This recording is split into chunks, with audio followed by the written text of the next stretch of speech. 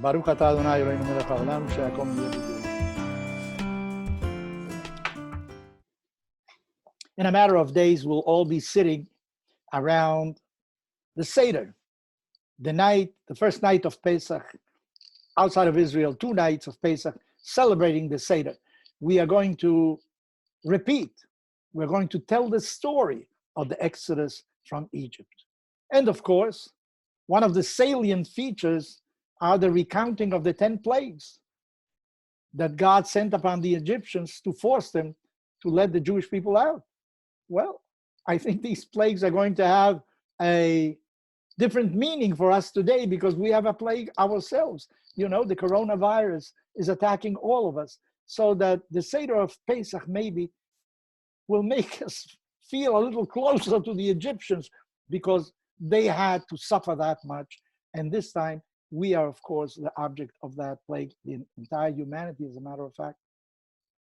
I'm going to tell you a personal bit of information. Last year in my family, we were, I think, about between 25 and 30 around the Pesach table between our children, our grandchildren, our great-grandchildren. It was a terrific family affair.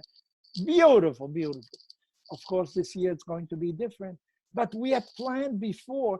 We could no longer do a Seder of Pesach at home.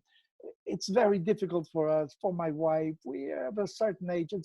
My wife is very meticulous in how she prepares the house for Pesach, and it's beyond her physical capability, she thought. So we registered in a program in a hotel, but then came the plague. And of course, we are going to stay home. We're going to be a reduced group. Of course, this time we have to be very careful, but we're going to celebrate Pesach, of course, without any doubt. What does the Seder teach us? The Seder teaches basically that no human being has the right to force another human being into slavery. We know that, okay. So God, in order to save us, sent the 10 plagues upon the Egyptians. But what happened? Right after our ancestors left Egypt, they started running after us. They changed their mind. In other words, the 10 plagues were not absorbed by them. At the time, they thought it's some mystery, who knows what, but as soon as that was over, they went back to their old ways. They wanted to enslave the Jewish people. The question, therefore, is, what do we learn from this episode? We are told you have to repeat it year after year. In other words, it wasn't just a single event in the past.